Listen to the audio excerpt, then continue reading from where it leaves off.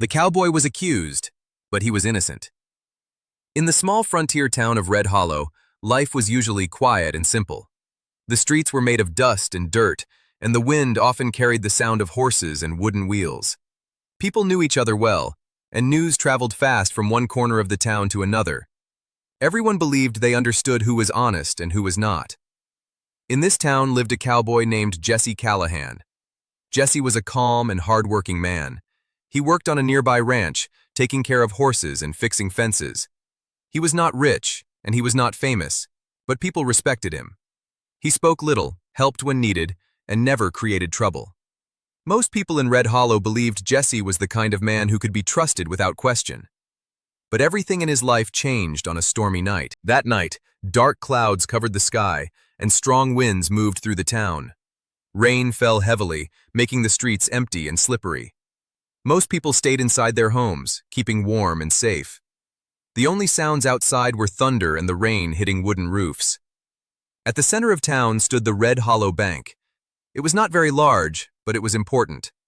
People kept their savings there, and the town trusted it completely. That night, around midnight, something strange happened. A shadow moved near the bank building while the storm was at its strongest. No one saw clearly who it was. By morning, the town woke up to shocking news. The bank had been robbed. The front door was broken, and money from the safe was gone. The lock had been carefully opened, not forced in a hurry. This made people believe the thief knew what they were doing. Panic spread quickly through Red Hollow. People gathered outside the bank, talking loudly and asking questions no one could answer. The sheriff arrived soon after. He was a serious man who believed in quick action. He began looking for clues immediately. Inside the bank, he found muddy footprints near the back entrance. Outside, near a fence not far from the bank, something else was found: a worn cowboy hat. The hat looked familiar to some people. After a short time, someone in the crowd spoke up. They said the hat looked like Jesse Callahan's hat. This one statement changed everything. The sheriff sent men to Jesse's ranch. They found him there, doing his usual morning work, unaware of what had happened in town. When the sheriff arrived, Jesse was surprised. He did not understand why so many men were standing around him with serious faces. The sheriff asked him where he had been during the night. Jesse said he had been at home in his small cabin on the ranch. He said he did not leave at all because of the storm. But when asked about the hat found near the bank, Jesse became confused. He said his hat had been hanging inside his stable and should not have been anywhere near town. Still, the sheriff did not believe him easily. The muddy footprints were similar to Jesse's boots. The hat looked like his. The timing of the storm made it difficult to find witnesses. Everything seemed to point in one direction. The town, already afraid and angry, quickly made up its mind. People who once greeted Jesse kindly now looked at him with suspicion. Whispers began spreading through the crowd. Some said they always knew something was strange about him. Others felt betrayed, even though Jesse had never harmed anyone. Jesse tried to explain, but no one listened closely. His words were lost in the noise of fear and anger. The sheriff, pressured by the growing crowd, made a decision. Jesse Callahan was placed under arrest for the robbery of Red Hollow Bank. As Jesse was led through the streets, he looked around at the town he had lived in for years. He saw faces he recognized, but none of them met his eyes. The rain had stopped, but the sky was still dark, as if the storm had not fully left. Jesse did not fight or shout. He simply said once again that he was innocent. But his voice was not strong enough to change what people believed. And in that moment, as the jail door closed behind him, Jesse Callahan's life in Red Hollow changed forever. The morning after Jesse Callahan was taken to jail, the town of Red Hollow felt different. The air seemed heavier, and the people moved with worry in their faces. The bank robbery was still the only topic everywhere, in shops, on the streets, and even outside homes. Everyone wanted answers, but no one truly had them. Inside the small-town jail, Jesse sat on a wooden bench. The cell was cold and quiet. The iron bars cast shadows on the stone floor. He was not angry, but deeply confused. He kept thinking about the night before. He had been at his ranch cabin, listening to the storm hit the roof. He had not gone anywhere. Still, somehow, his hat and boot marks were now part of a crime scene he knew nothing about. Jesse slowly understood something painful. In Red Hollow, proof did not matter as much as belief. Once people decided something, it became hard to change their minds. Outside, the town had already started building a story around him. At the general store, people talked in low voices. Some said Jesse had always been too quiet. Others claimed they had seen him acting strange in the past, even though no one could clearly remember when. Fear made small doubts grow into strong accusations. The sheriff tried to keep order, but pressure was growing. The bank owner demanded justice quickly. Important citizens wanted the case solved fast so the town could feel safe again. Because of this, the focus stayed on Jesse. No one wanted delays or confusion. Later that day, a traveling merchant arrived in Red Hollow. He had been on the road during the storm night and claimed he passed near town. When he heard about the robbery, he spoke to a group of townspeople. He said he saw a lone rider near the edge of town late at night. He could not see the face clearly, but he thought the figure looked like Jesse Callahan from a distance. This statement spread faster than wildfire. Even though the merchant admitted he was not fully sure, people treated his words like solid truth. It was another piece added to the growing case against Jesse. In jail, Jesse heard pieces of this through the sheriff's assistant. Each new rumor made things worse. But Jesse stayed calm. Instead of losing hope, he began to pay attention to details in his own memory. He remembered something strange. His hat, the one found near the bank, had been in his stable that night. He clearly remembered hanging it on a wooden peg before the storm started. The question was simple but disturbing. How did it end up in town?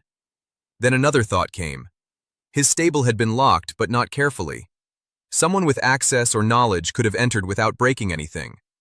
Jesse started to realize this was not a simple robbery. Someone had used his identity or belongings to frame him. Meanwhile, outside the jail, trust in Jesse continued to fall. The town began to avoid his name completely. Children were told not to speak about him. Some shopkeepers even refused to serve anyone who defended him. It was as if guilt had already been decided, and the trial was just a formality. The sheriff, however, was not fully convinced. He had seen many cases before, and something about this one felt unusual. The evidence was strong on the surface, but it also felt arranged. Still, he had little time and growing pressure from the town, so he kept Jesse in custody while continuing the investigation. One evening, a young town clerk named Mara Ellison visited the sheriff's office. She was responsible for recording official documents, including bank records and evidence logs. While reviewing the paperwork connected to the robbery, she noticed something odd. Some entries did not match the timing they should have. A few records looked rushed, as if written in a hurry or changed after the fact. Mara did not speak loudly about her discovery. She knew the town already had its mind made up. But inside, she felt unsure about Jesse's guilt. The more she studied the documents, the more questions she found instead of answers. Back in jail, Jesse remained patient. He did not lose hope, but he also did not trust the situation. He knew that if the truth was going to come out, it would take time and careful thinking. Outside, the town had already moved on emotionally. To them, Jesse Callahan was no longer just a cowboy. He had become the face of the crime that disturbed their peace. But deep inside the shadows of Red Hollow, small cracks in the story were beginning to form. And those cracks would soon start to grow. Days passed in Red Hollow, and the tension in the town slowly began to grow stronger. Even though the bank robbery had already happened, the fear had not gone away. People still talked about it every day, and most of those talks ended with the same name, Jesse Callahan.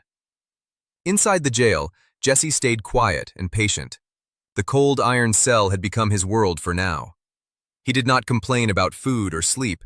Instead, he spent his time thinking carefully about everything he remembered from the night of the storm. Something did not fit, and he could feel it strongly. The hat, the boots, and the timing all felt too perfect, as if someone had carefully planned everything. Outside the jail, a different kind of thinking was slowly starting. Mara Ellison, the young town clerk, could not forget what she had seen in the bank records. She kept going back to the documents again and again. Each time she reviewed them, she noticed small details that others ignored. Some entries looked changed. Some timings did not match the usual bank routine. It was not clear at first, but it made her feel uneasy. Mara knew she had to be careful. In Red Hollow, people did not like questions that went against popular belief. Most of the town had already accepted Jesse's guilt. Speaking against it could bring attention she did not want. Still, she could not ignore what she found. One evening, after the office closed, Mara quietly visited the sheriff. She showed him the records and explained her doubts. The sheriff listened carefully but did not respond quickly.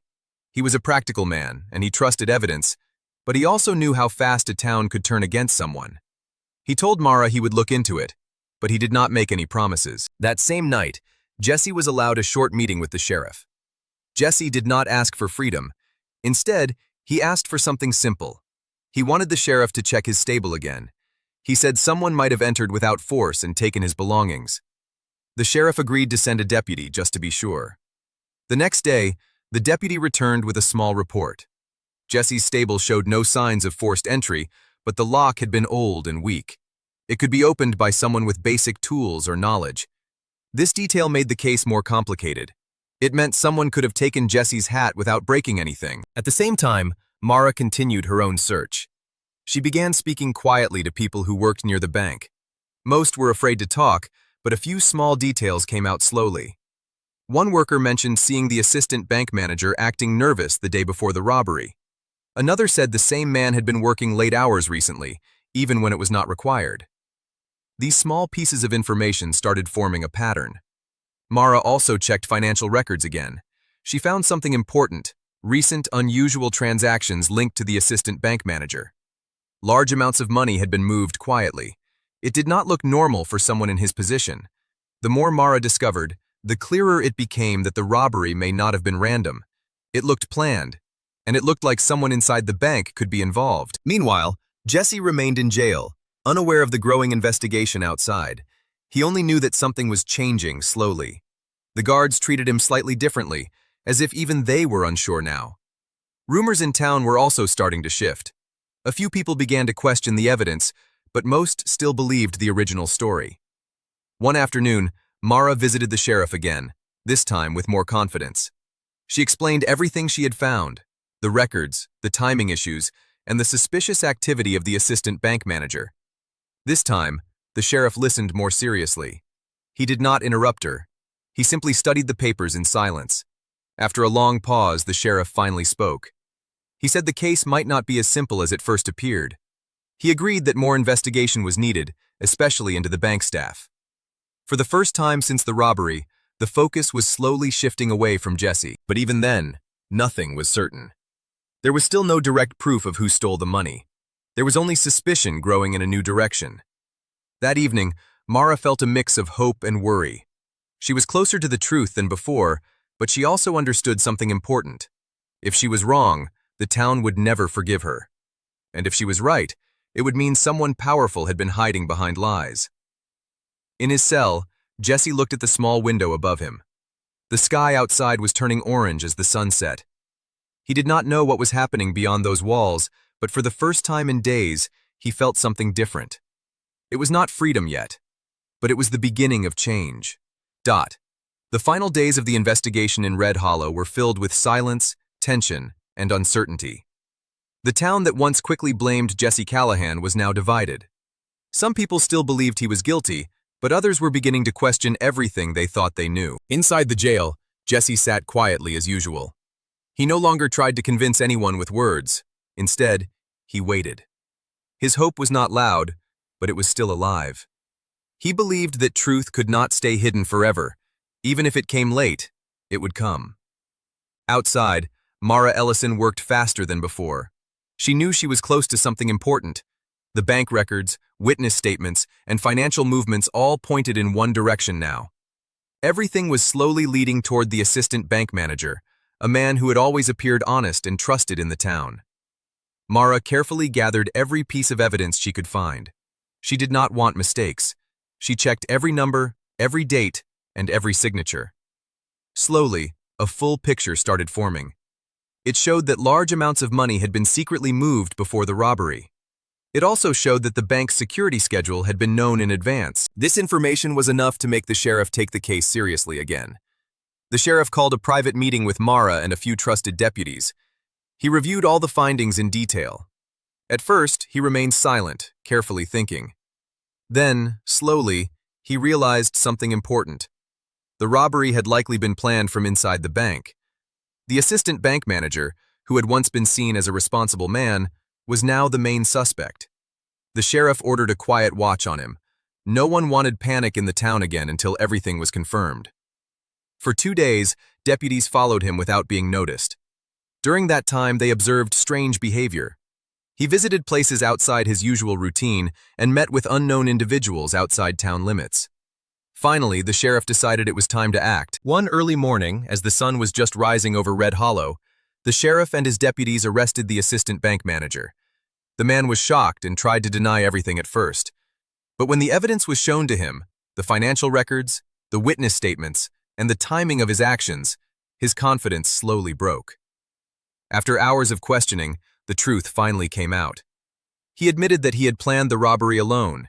He had studied the bank's routine for weeks and chosen the stormy night because it would hide his movements. He had taken the money and hidden it outside town, planning to leave quietly after everything cooled down. But the most shocking part of his confession was not the robbery itself. It was how he had tried to escape blame. He admitted that he had taken Jesse Callahan's hat from his stable and left it near the bank. He also made sure muddy footprints matched Jesse's boots. He knew Jesse was quiet, alone, and would not be believed easily. That is why he chose him as the perfect person to frame. When this truth spread, the town of Red Hollow fell into deep shock. People could not believe that they had accused an innocent man so quickly. The same voices that once shouted against Jesse were now silent with regret. The sheriff immediately went to the jail himself. He unlocked Jesse's cell and told him everything. Jesse listened quietly, not showing anger or excitement. He had waited for this moment, but he did not celebrate loudly. His relief was calm, like a heavy weight finally lifted from his shoulders. As Jesse stepped outside the jail, the morning sunlight touched his face.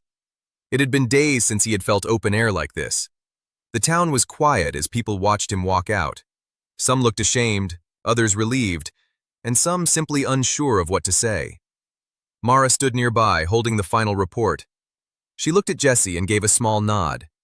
She had helped uncover the truth, but she did not seek attention for it. She believed that justice mattered more than recognition. The sheriff officially cleared Jesse's name in front of the town later that day. He explained everything clearly: the real thief, the false evidence, and the mistakes made during the early investigation. The town listened in silence. Jesse did not speak much. He only said that he held no anger toward them. He understood that fear can make people judge quickly, but he also said that truth is important, even when it is slow. In the days that followed, Red Hollow slowly began to heal. Trust was not rebuilt in a moment, but it started again step by step.